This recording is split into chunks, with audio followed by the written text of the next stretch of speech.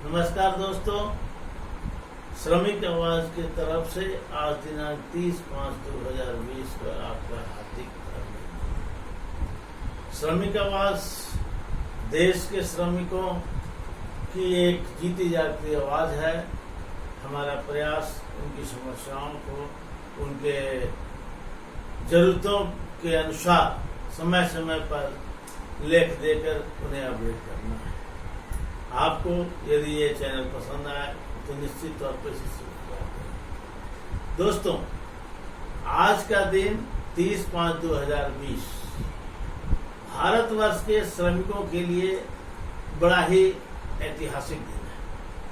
आज के ही दिन भारत में एक संघर्षशील, डेमोक्रेटिक और नई विचारधारा लेकर ट्रेड यूनियन करने वाली संगठन CITU की स्थापना 30/5/1970 में हुई थी। इस संगठन की मूल धारणा थी कि संगठन मजदूरों का और मजदूरों द्वारा होनी चाहिए। इसमें नेताओं का नाम न हो बल्कि मजदूर ही इस संगठन को चलावे। और ये हमारे संगठन CITU की बहुत बड़ी विशेषता रही। इस संगठन को बनाने में हमारे BTR रणदीवे की अग्रणी भूमिका थी। उनकी सोच थी कि संगठन में प्रजातांत्रिक व्यवस्था, साथ ही साथ उनकी सोच थी कि प्रजातांत्रिक व्यवस्था में के अंदर एक अनुपातिक व्यवस्था भी होनी चाहिए। प्रजातांत्रिक व्यवस्था में जो 51% के हकदार हैं, जो 51% के वोट पाते हैं, वो संगठन के संचालक होंगे। लेकिन जो बाकी 49% पर पाए हैं, वो भी उनके संचालन के हिस्सेदार होनी चाहिए। उनकी जो विचारधारा में, जो हम में और उनमें अंतर है, लेकिन ऐसा नहीं है कि उनकी विचारधारा खराब है या उनकी विचारधारा नगण्य है। तो हम उन विचारधाराओं को लेकर समहित करके एक जुटता के साथ संगठन का निर्माण करें और संगठन को चलाएं। दूसरी चीज इस संगठन की सबसे बड़ी विशेषता रही कि इस संगठन के जितने भी नेता हुए संगठन के नीचे तबके से आए। आप देखिए, BTR भी बहुत ही नीचे तबके के नेता थे। उन्होंने अपना कार्यकाल शुरू किया था पार्टी ऑफिस का झाड़ू वाड़ू करके, और वो CITU के एक अध्यक्ष रहे। हमारे दूसरे नेता हेमलता जी, हमारे और भी नेता, सब अपने छोटे छोटे संगठनों से, कोई बिजली मजदूर रहे, कोई आंगनवाड़ी सेविका रहे, ये सारे लोग अपने संघर्ष के बदौलत हमारे CITU के बड़े बड़े नेता रहे। यही एक संगठन है जिस संगठन में सारे छोटे से बड़े सारे कार्यकर्ताओं को समान आदर दिया जाता है।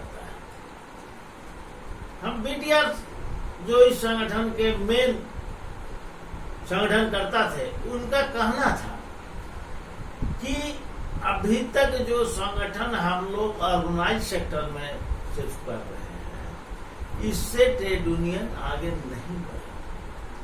ट्रेड यूनियन हमें अनऑर्गेनाइज सेक्टर में भी जाने की जरूरत है।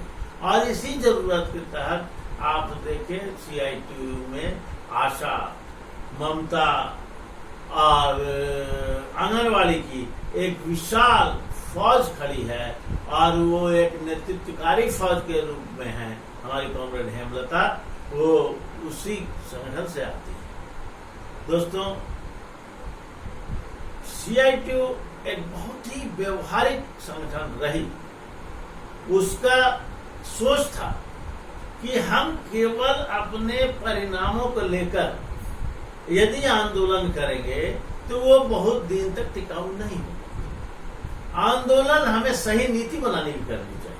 अगर हमारी नीति सही रहेगी तो हमारी सफलता अस्थायी होगी। उसी के क्रम में वो पहला संगठन थी जिसने देश में नई आर्थिक नीति का पुरजोर विरोध किया।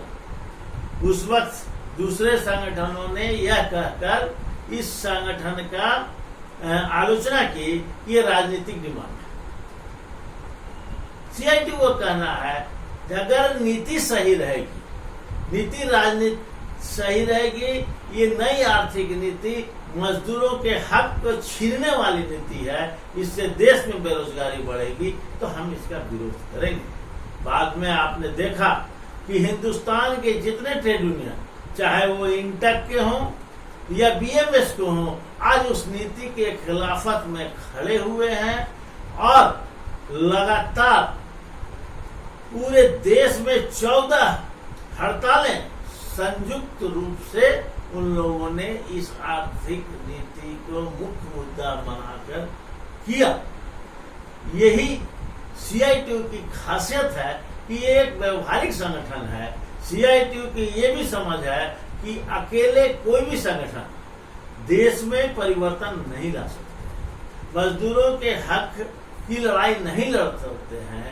इसलिए उसकी ये भी नारा है कि जितने संगठन हो, एक मिनिमम प्रोग्राम लेकर के मजदूरों की हक की लड़ाई लड़े, और इसमें सीआईटीयू लगातार सफल रही है और लगातार देश में संयुक्त आंदोलन कर रही है, सरकारों को मजबूर कर रही है इनकी मांगों को मानने के लिए। इन्हीं शब्दों के साथ मैं आप सबको शुक्रगुजार हूं कि आपने समय देकर मेरे इस वीडियो को सुना। इनकलाब जिंदाबाद, मजदूर एकता जिंदाबाद, सीआईटीयू जिंदाबाद।